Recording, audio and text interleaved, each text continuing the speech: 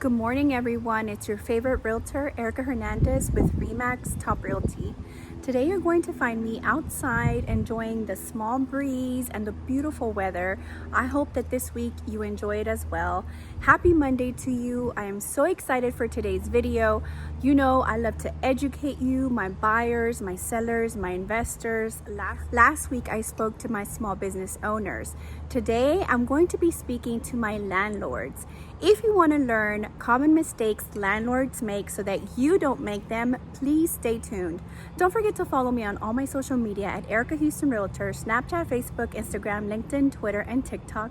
And go to my website at www.erikahoustonrealtor.com. Alright guys, so on today's video, we're talking all things landlord mistakes. I don't want you to make these mistakes if you buy your first investment home or at that age where I know most of you are thinking about buying an investment home to start leasing out and to secure your retirement. Ultimately, I think with these investments, the idea is to secure our retirement. By the time we're retired age, you have income coming in. If you play your cards right, you might even be able to retire a little earlier. All right, so let's get started. Tip number one to my landlords is not properly screening tenants. And yes, I said it. We all screen tenants, but we need to properly and thoroughly screen these tenants that are going to be leasing your property. The best way is to hire a real estate agent, but if you do not have time or money to pay a realtor fee, I recommend you do the following, because that's what we do when we represent landlords when they need to lease their properties. When you are screening tenants, there are very important things you need to be doing, such as anyone over the age of 18 needs to be background checked. You also need to make sure to check their credit and all their credit history so that you can see where their credit stands, to see if they are a responsible individual, and to see what kind of debt they might have or how many inquiries they might have made in the past couple of months.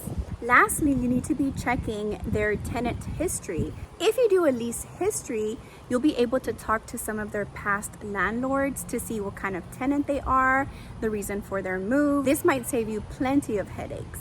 Tip number two as a landlord is not to purchase investment properties cash.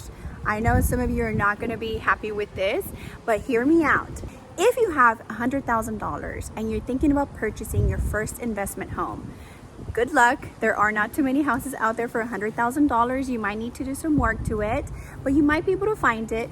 Instead of using your $100,000 cash that has taken you a very long time to save, hear me out. Instead, I encourage you to take the $100,000 that you have saved and split that into 3 or 4 different properties as a down payment. Finance those investment properties, guys. Just think about this. $100,000, you put it into one house, and it's going to take a few years for you to receive your $100,000 and then start making profit. Compared to you take your $100,000, buy 3 or even 4 properties. Once your tenants finish paying all the loans you have on those properties, instead of having just one house, now you have 3 or 4. You really leveraged your money. Leverage is a key word in real estate. Look it up and do more research on it. Leveraging your money is the way to go. Are you guys enjoying these tips? Let's move on to tip number 3. Once you have found an investment home, the biggest tip I can give you is to not overly upgrade or update.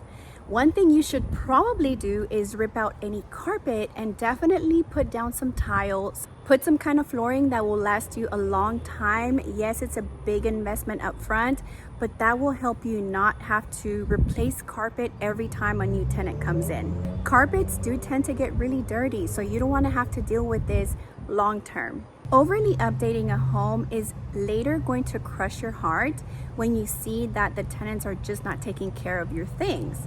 Keep it simple. Don't overly upgrade it, and don't make it to something that you like and you love. You just have to make sure that it looks nice. Doing a few upgrades could possibly get you a little bit more money, but long term, if they do mess up those beautiful upgrades you made, it's just really gonna break your heart. Tip number 4 is to definitely consider looking for a good lawyer. It is very possible that a tenant might sue you for anything that happens on the property, and you need to make sure you know your rights. Having a good lawyer on your side is going to be super helpful. Do not make the mistake of just thinking everything is going to be okay. All right, final and last tip of today. Although it may seem really easy to have your tenants Zelle you money or meet you somewhere to give you the money, or you have some kind of deposit where they can just go to the bank and deposit every month's rent, please do not do that. As a landlord, this property is yours. You should at least be going to check the property once a month. It may seem like the first of the month comes really fast. You have your own bills, your own responsibilities, but going to pick up rent, just even opening the door, talking to that tenant, getting the money, taking a peek inside, making sure that people haven't moved in. It is very possible if you don't go to the property to check things out, the original tenants that were on the lease have grown, and maybe they had other people move in and they're just still paying the same amount of rent. If you have tenants that were not on the original lease, it could be legal issues down the line. It can deteriorate your home because there's so many more people using it. You need to really be keeping an eye on that house. Once a month, on the first of the month, whatever you have arranged, make sure you're going to the property to look at it, to take a peek, talk it out with the tenant. You don't have to be your friend, absolutely do not have to be their friend, but you do have to go check on your property. Ultimately, it is your property.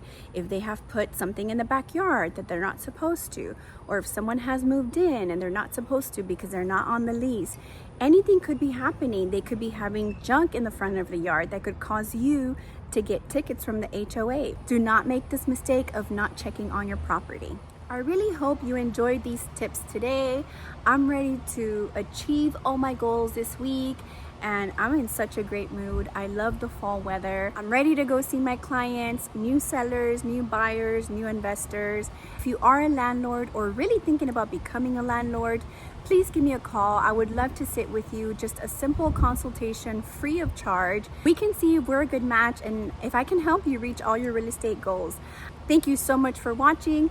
Don't forget to hit the subscribe button, give me a like, hit the notification bell, all those good things. Your support is really appreciated. Thank you so much, and I can't wait to see you next week.